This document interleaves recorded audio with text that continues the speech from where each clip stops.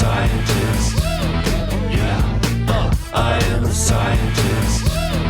Yeah, I am a scientist. We gotta live on the science alone now. Welcome to Unbiased Science, where we bring scientific method to the madness. I'm your host, Dr. Jessica Steyer, a public health scientist. And today I am joined by the amazing Meghann Featherstun to talk about something that I have been asked about, I don't know, hundreds, if not thousands of times at this point. Specifically, we're going to talk about the docuseries on Netflix called You Are What You Eat. So we'll get into that shortly. But the overarching topic is going to be vegan diets and whether they are better for us than an omnivorous diet.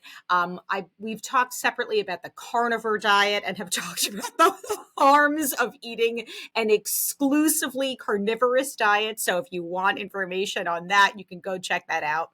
But like I said, today we're going to talk about this docuseries. So before we get into things, I'd love to introduce Meghann.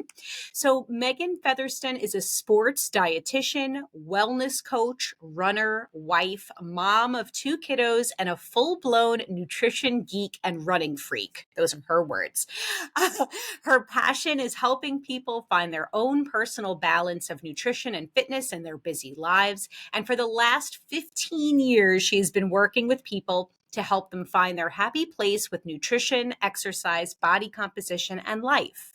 So I'll link to her website in the show notes, but her website is Featherstone Nutrition, and you can also follow her on Instagram at Featherstone Nutrition. Again, you can find all of this in the show notes. Meghann, thank you so much for joining me today. I'm glad to be here. Can't wait to chat some more.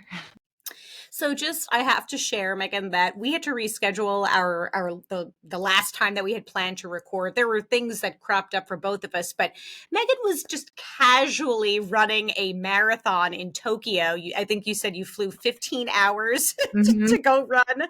Yeah. Meanwhile, I got winded just climbing up the stairs. So. It was wild. I'm like talking to my kids as I'm going to bed and they're eating breakfast, ready to go to school. I'm like, it was just wild. It was a crazy experience, but really cool. I love that the wild part for you was the time difference. For me, it would have been the actual marathon, but all right.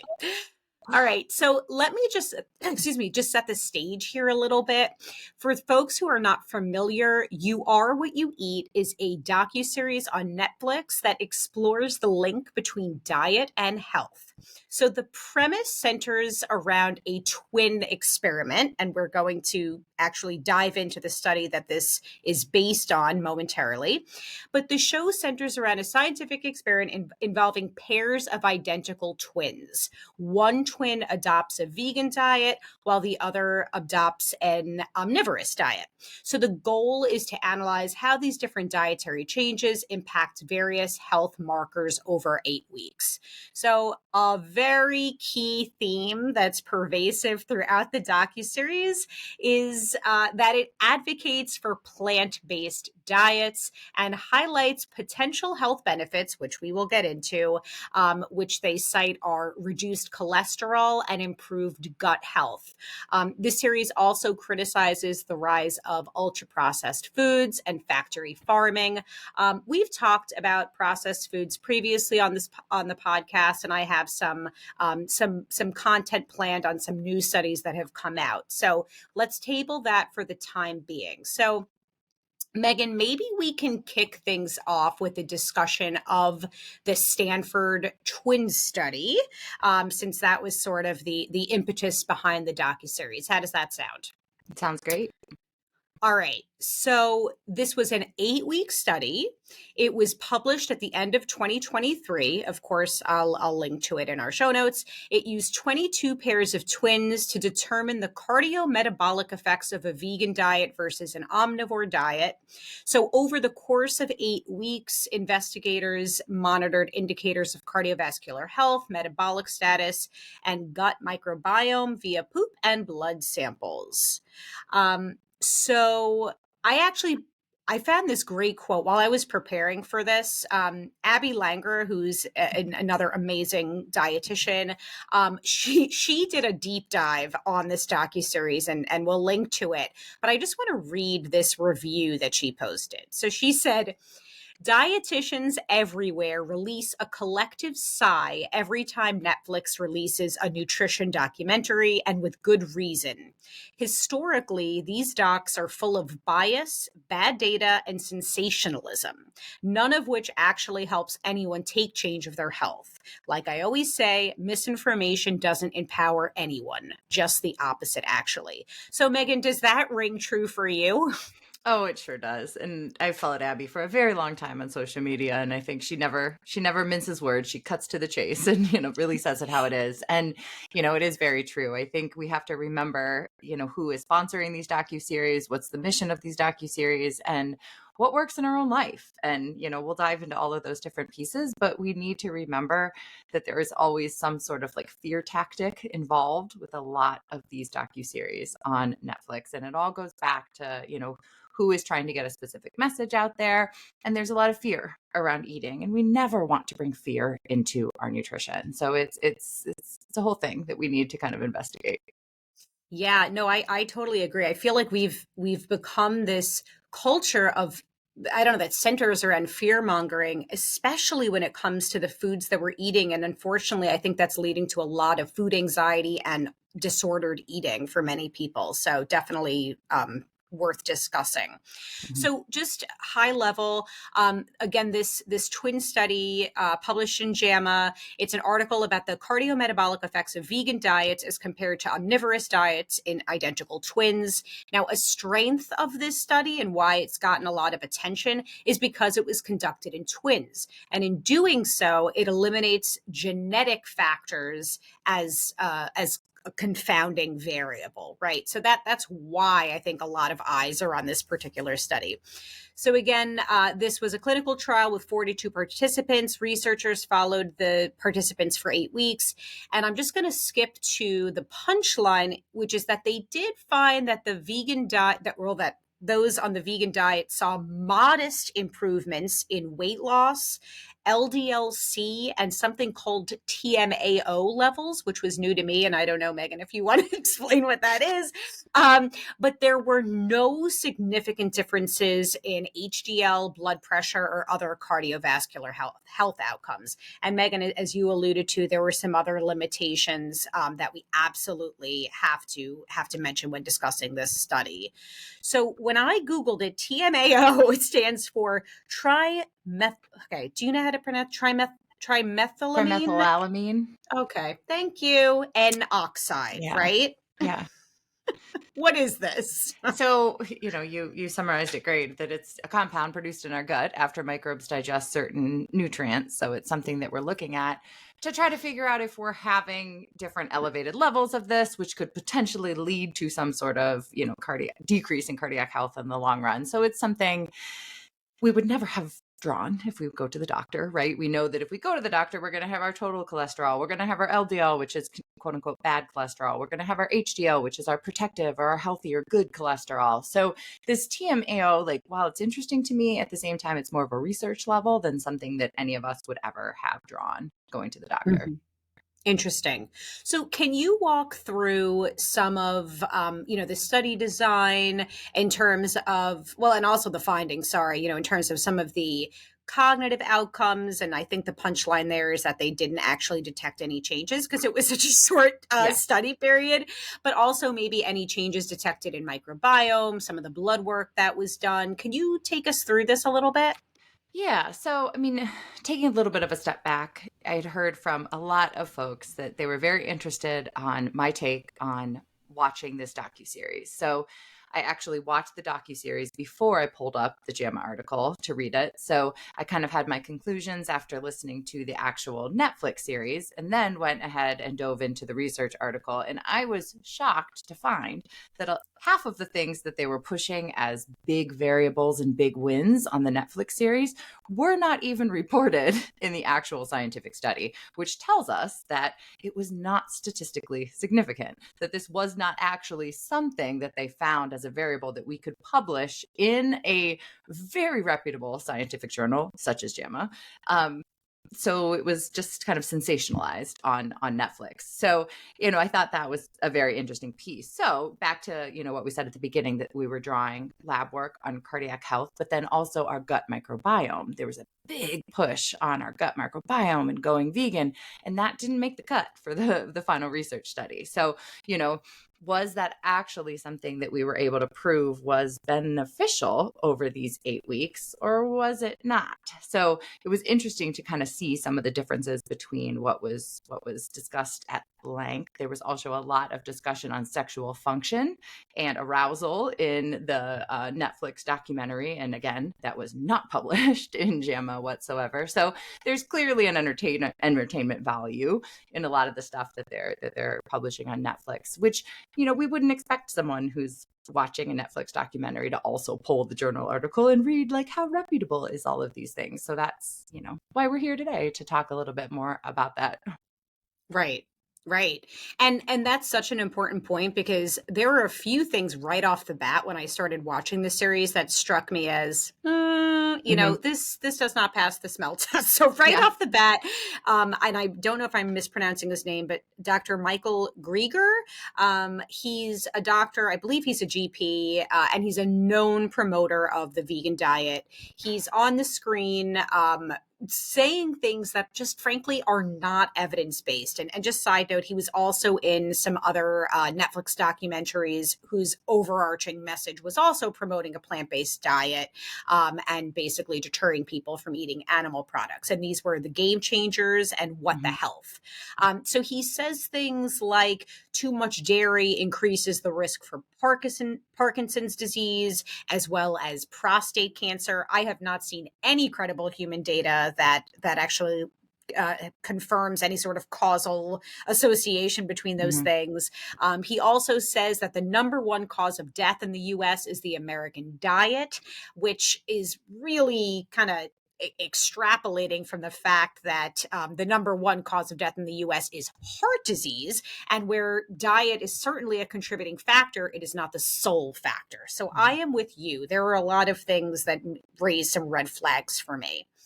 So Meghann, can you take us through some of the funding for this study and why that's something that we might want to flag for folks, just in an attempt to be totally transparent? Absolutely. So when I look at a research study, I'm like, who funded this, right? Like, was there a piece of this that was funded by somebody that potentially had a mission or something that they wanted to spread, that they could skew the research a little bit to show that? So when we look at who funded this research study, it was funded by the Vote Foundation, which is a private foundation that supports oceanic preservation, amongst, some other causes as well. And then also Christopher Gardner, who's the director of nutrition studies at Stanford, which is funded by the Beyond Meat, which is a vegan product. And then, so I think sometimes we see these people putting money into a specific research project in order to push a specific message that we're trying to get across there. So while, research studies are validated in multiple different ways by, peer reviews and things like that, we can also see that it can be skewed by who is actually funding it. So I think it's always important that we take a look at that. Mm-hmm. Absolutely. So let's talk about what the study found. So yes, the vegan twins did have a greater reduction in LDL-C, which is the quote unquote bad cholesterol, but their HDL or good cholesterol also went down more than the omnivores. And the vegans' triglycerides ended up far higher than the omnivores. And in fact, the only metrics that were significant between the two groups were LDL-C, insulin, and weight, although both groups lost weight.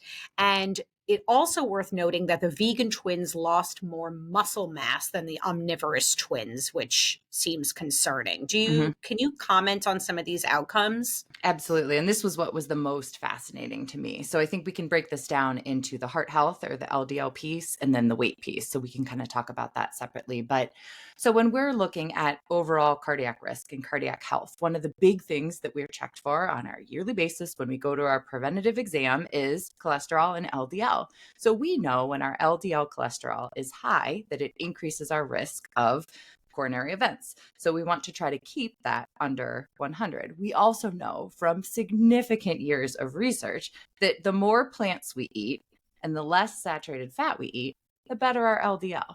Saturated fat, it comes from animals. The majority of the saturated fat that we eat is in animals. And then there's also some in palm oil and in coconut oil, which would be vegan sources. So we know that when we decrease the amount of saturated fat in our diet and when we increase the amount of plants that we're eating, that is the best thing that we can do to lower that LDL and to improve our total cholesterol. So it makes sense that we saw that in these vegan diets. So when we look at the actual protocol, so it was an 8-week study. So for the first 4 weeks, the people on the vegan diet were given food. So they were given food that was lower in saturated fat, that, was all plant-based so that they could eat that. And then the final 4 weeks, they were educated on how they could continue that themselves. So we know for a fact that the way that they were eating, at least for the first 4 weeks, was significantly lower in saturated fat and had more plants. And we cannot argue that. Vegan diet, omnivore diet, we cannot argue that less saturated fat and more plants is phenomenal for our overall heart health, which to me, that's what this proved. That's exactly what we saw here from the heart health standpoint. Right. So you're just to make sure I'm clear. So you're basically reiterating that, yeah, it's great that when we incorporate produce into our diets, it's great. We need to have, I don't know, not plant exclusive diets is what I'm hearing, but plant-based. Was it still a plant-based diet if you're an omnivore? I don't know what the proper phrasing is, but I'm saying, there's yeah, so many terms. Yeah.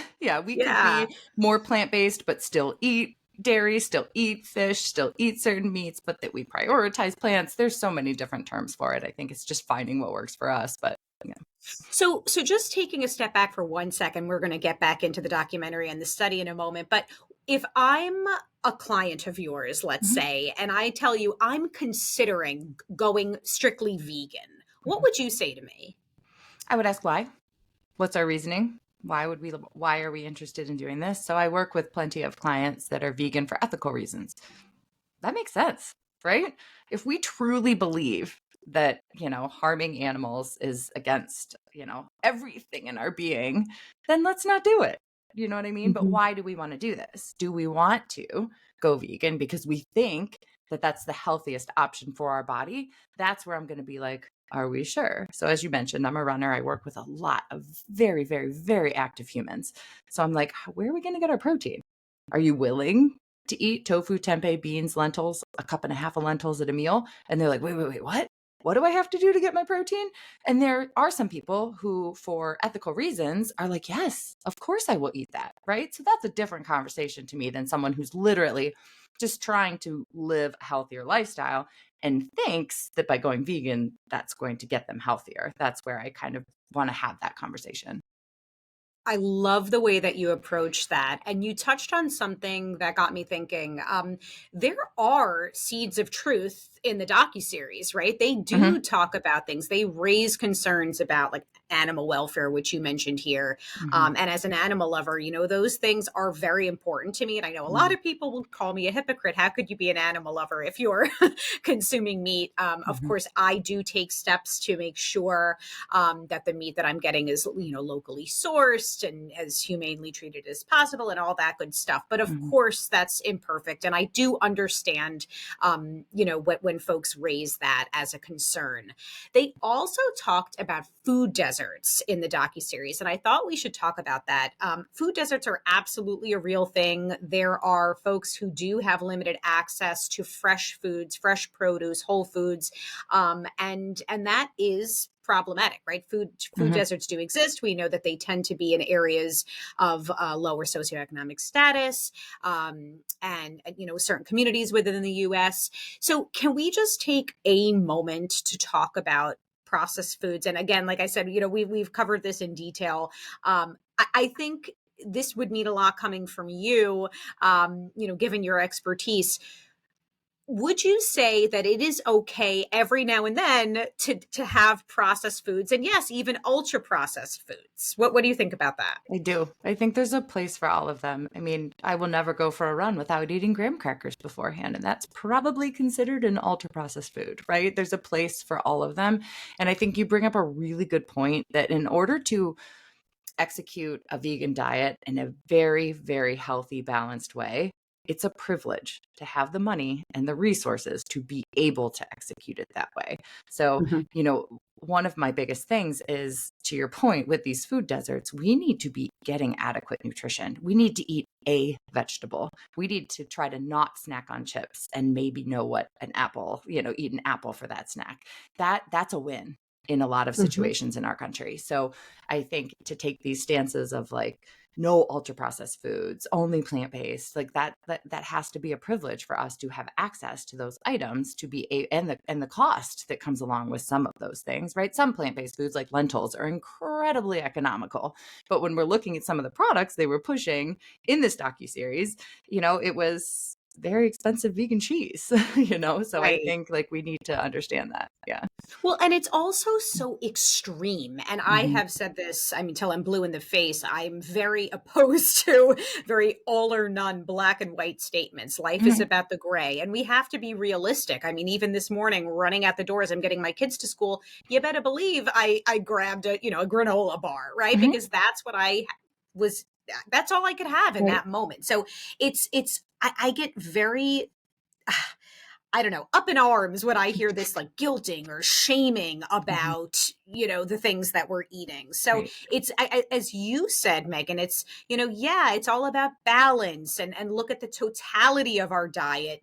Certainly try to increase plant intake, produce, get your fruits and veggies, even if they're canned or frozen, Mhm. right? Mhm. Do your best to eat less saturated fat, eat more whole grains, fiber, fiber, fiber. I mean, we know that these things are Right. important. So let Right. me ask you this. Are vegan foods automatically healthier for us than the alternative? No, absolutely Okay. not. So can we talk about that? I think everyone knows ahead of every episode, we jot down some notes to help outline here. And I see, you have some notes here about different types of burgers, and you break things down in terms of fat, saturated fat, protein. Can we talk through some of that? Yeah. So if we are leading into more plant-based products, as I mentioned, some really phenomenal sources of protein on a plant-based diet are going to be lentils are one of our highest sources of protein, soy. So whether it's soy milk, tofu, tempeh, things like that, they're going to have the highest amount of protein per weight. But then we get into a lot of people moving to a vegan diet because we think it's healthier. So I want my burger, right? I want my chicken strips. So when we start to manufacture some of these quote unquote fake protein products, what we end up finding is that we're putting a lot of palm oil and coconut oil into it. Into our earlier conversation, though, yes, they're plant based, but those are saturated fats that raise that LDL. So it's interesting to me to compare, like, say, a beef burger with a Beyond Burger, with an Impossible Burger. And the thing that strikes me is total fat, but then also that saturated fat, because we know that that's what raises LDL. So a 4-ounce beef burger is going to have 22 grams of fat and 8 grams of saturated fat. An Impossible Burger has 14 grams of fat, so a little less, but also 8 grams of saturated fat. And then a Beyond Burger has 18 grams of fat and 6 grams of saturated fat. So, from my perspective, if we're trading red meat for a bunch of these products on a weekly basis multiple times, we may not actually be doing anything better for our health. Now, if it's an environmental thing, that's a different conversation. But if it's for our actual health, it might not be any different. hmm That's so important. People are often, vilifying certain things and then talking about replacing them with other things and not considering what the potential impacts of the replacement are. So I'm Mhm, so glad that you raised that. mhm. Um, so did I interrupt you? Sorry, were you going to say something else? Nope. No. Oh, okay. All right. So a couple of other things I wanted to flag. I mean, took a bunch of notes about the docuseries. They did raise one other thing that I think we'd be remiss if we didn't at least touch upon briefly. They talk about conflicts of interest among the dietary guidelines committees and how, yes, there are agricultural lobbyists that may influence, the construction of these guidelines. I think that that's accurate. I think that that's something that people should be aware of. But again, I don't think that's a reason that we necessarily go vegan, right? There's some truth there, but I don't see how that necessarily blanketly supports a vegan diet. Then there were some blatant misinformation. So they overstated, and I don't remember exactly what the statistic was, but they overstated greenhouse gases from the agricultural sector. I believe they made a direct comparison to the transportation sector and said that the greenhouse gases from the agricultural sector were like more than double that of the transportation sector, which is simply not accurate. And I can pull the statistic and tag it in our show notes. They also overstate the use of antibiotics and antimicrobials in livestock farming. While yes, they are used, in the docuseries, they said that they're used in, more antibiotics and antimicrobials are used in farming than in humans. And so while that may be true, that completely ignores the important detail that there are more animals and plants. So we would expect them to be used more in animals and plants if there are more of them than humans. Sorry, I totally botched that. Does that make sense, No, it makes Meghann? perfect sense. Yeah, no, that makes perfect sense. Yeah. They also really vilify farmed fish and say, they were saying like you throw them in the garbage because they only contain bad oils. Can you talk about this? Let's talk about fish for a moment and fish in our diets. Can you comment on that? It did break my heart a little bit because, I mean, I live in Ohio. Like, I'm landlocked. We don't have good fish here. I guess we do have Great Lakes to our north, but for a lot of people, choosing a white fish, choosing some farm-raised salmon is probably significantly better than choosing, an 80-20 beef patty. So, and not to mention just exposure. So in order to get some of these items to different places in the United States, like we can't overfish the seas. We don't have access to these types of things.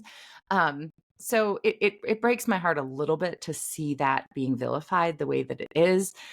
The other thing that really came to mind with this is they took the worst of the pork farms, of the beef farms, of the, farmed fish. Like literally, there's a bad seed in every single industry. And it was like, we're going to pull the 3 bad seeds here and it looked disgusting. It looked awful in this documentary, but that doesn't mean that every single farmed fish, that every single pork, farm is this despicable. And, specifically to the nutrition of farmed fish, a lot of them are lower in mercury than eating, the fish out in the sea. So that would be a benefit. And then it just depends on what we feed those fish. So if we're feeding those fish, crummy food items, of course the macronutrient profile isn't going to be as phenomenal as something raised in the sea. So what we see is that farmed fish is a little bit like, let's use salmon for an example. It's a little bit lower in omega-3s than what we would find, fresh in the sea. So there might be, a little bit of difference in quality there. But at the end of the day, it's still a fairly decent option compared to other things. So can we talk now a little bit about the microbiome and some of the claims made about the microbiome in the docuseries? This is sort of, this to me, it's like the buzzword du jour is microbiome. Everyone's talking about the microbiome. And the reality is we don't know what we don't know about the microbiome, right? We're just starting to understand the microbiome.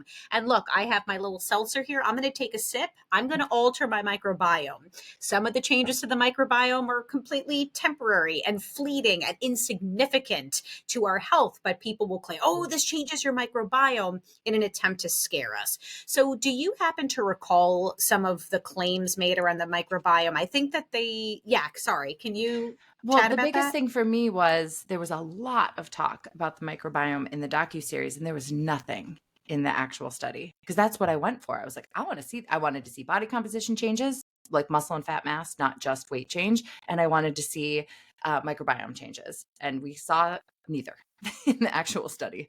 So, that's what tells me, and to your point, I'm not saying they didn't find good data. They might have, but we just don't know yet. We are like on the tip of the iceberg about, okay, maybe this helps, maybe this doesn't, but we still don't understand. It's such a complex organism, our GI tract, so we just don't totally understand it. And clearly there was nothing that was able to be published about this data. So it really makes you question, what actually happened within there. And I didn't pull anything incredibly meaningful from the actual docuseries. Got it. And what about, wasn't there some mention of our biological clock and Yes. that we age more quickly when we're on when we eat an omnivorous diet? Can you comment on that at all? Yeah. And now that you say that, I can't even remember what they were basing that off of, but there was at the very end, a lot of biological clock. That's right. It was something about the telomeres. They were looking at your Yes. actual DNA with Mhm. that. Yeah. And I mean, that's definitely not my specialty along Right. that area. And again, didn't make the final cut in JAMA. So I have to believe that it wasn't anything that was too statistically significant. Yeah. Right. I guess the bottom line for me that I want people to walk away from is that this is, first of all, it's one small study that has its limitations. I mean, we talked about some of the potential conflicts of interest with some of the, some of the funding and that, that angle. Although actually, sorry, was the funding, was that just for the docuseries or was that for the actual study? Now I'm mixing, It was definitely for the docuseries, but I so maybe don't. it was just the docuseries. Yeah, I'd have to pull Okay, up the sorry. study. Yes, Yeah. I will have to pull the study. Oh gosh, I should have had that before I started opening up my mouth. But regardless, this was a small study. Only 21 or 22 twins actually finished the study. They were only followed for 8 weeks. I mean, this is not grounds for completely revamping your diet, right? Right. So if someone Right. is making these, I mean, and it's okay to consider dietary changes. Obviously, it should be a conversation to be had with a health or medical professional. What are some of the things that you would want people to sort of be aware of as they're thinking about making these changes, or what are considerations that they should have? So I want somebody to take a look at, like, what does my nutrition look like right now and what are my goals? So again, we cannot argue that most of us need to eat more fruits and vegetables. So let's do it, right? Let's add more of those things in. And then let's take a look at our protein. Like, how are we doing with our protein? And can we decrease the saturated fat from which we're choosing protein? Can we lean on some more plant-based proteins? Can we choose some leaner protein sources? Can we get some fish into our diet? So I don't think we necessarily have to cut anything out of our diet unless we're actually allergic to something in order to be healthier. We just need to understand, what am I like now? Get to your primary care provider, have yearly blood work done, know your genetics if you have the privilege of understanding what your ancestors struggled with, whether it was diabetes or high cholesterol or hypertension. So you are aware of some of the areas we need to pay attention to, because nutrition can be a very powerful tool to help us manage or prevent having some of those different conditions. But we need to be aware of that. And then we need to understand that there are multiple ways to improve those types of things. It doesn't have to be all or nothing, like a vegan diet could potentially be for someone if that's what they're choosing. And then the other thing is, talking about the body composition changes a little bit from this study. Yes, we saw people lose weight, but when we looked at it, the muscle mass loss amongst the vegans was significantly greater than the omnivorous diet. So we want to be very smart, because we know that the quality of protein in animal-based proteins is not quite as high. It's not quite as high in an amino acid called leucine, which triggers our muscles to regenerate, to recover, to rebuild on a daily basis. So if chronically we don't have enough leucine in our diet, we see premature muscle loss. That's also what we saw in this over these 8 weeks. We saw that these people on a vegan diet were losing more muscle mass because they weren't accounting for getting enough protein. So it's really important, if we do want to lean more plant-based, we have to be very smart about how much protein we're getting in, because we have to eat excess or plant-based protein in order to get enough total protein per meal. So it ends up being a little bit of a commitment to try to figure that out.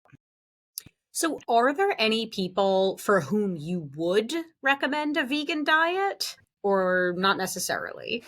Honestly, I think it needs to be our own personal choice. I would never tell someone you have to go vegan. I just don't Hmm. think that that's my place to put that on someone. I want to help people Right. live their healthiest lifestyle in the way that they want to live.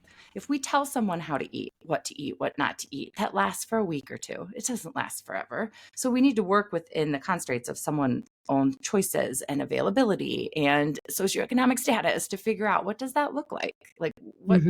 what works here? Because that's what's going to go for the long term. We can do anything in the short term, 4 weeks, Right. 8 weeks, like this study, but can we stick to it for the long term? That's where we see health benefits. Right. Oh, that's such a good point. So, any final thoughts for folks who watch this docuseries and are like, this really got me thinking that maybe a vegan diet is superior. And obviously, we talked through a lot of the considerations, Mhm. but just any takeaways or anything that we didn't talk about that you'd want to mention? I think it's just so important to understand that there is some, since I say these are sensationalized, right? So they're going to be a very extreme vantage point on what's happening here. So don't allow that to totally impact your decisions. I think when we see it, we're like, oh my gosh, I need to change something. Calm down. Think about it. Think about your lifestyle. Like we said, think about your own health goals. Think about your own current health and what do we need to do to make that a little bit better. And maybe it is inserting more plants into our life. Like I said, we cannot argue that most of us need more plants, so let's do it. Let's add some more plants in. Let's decrease the saturated fat. Let's maybe decrease the animal protein and increase some of the plant-based protein. But I want people to understand that in order to be healthy, it does not have to be all or nothing. It does not have Mhm. to be black and white. It has to be what's going to work for you in the long term. Right. And I guess bottom line is the people who produced the docuseries are human, right? They have Mm-hmm. their own opinions and preconceived Mm-hmm. notions. And I guess where the problem lies is when those opinions masquerade as scientific facts. And I think we Mm-hmm. pointed out a few things here that are sort of, evidence of clear bias or distorted information and in certain instances, blatant misinformation. So take it with a grain of salt. Pun intended? I don't know. Yeah. But anyway. So Diet true. pun. Yes. Nailed that. Nailed it. All right. Well, Meghann, thank you so much for your time and expertise. Thank you all for tuning in today. We hope you found this interesting and you enjoyed walking through this docuseries with us. Special thanks to Meghann Featherstun. Definitely make sure that you follow her at Featherstone Nutrition. I will link to all of her socials and website and everything in our show notes. In the meantime, we will continue to share infographics to the Unbiased Science social media channels. So be sure to give a follow at Unbiased SciPod. Also, want to give a shameless plug for my new podcast, Bites of Health. That's Bites with a Y, Bytes.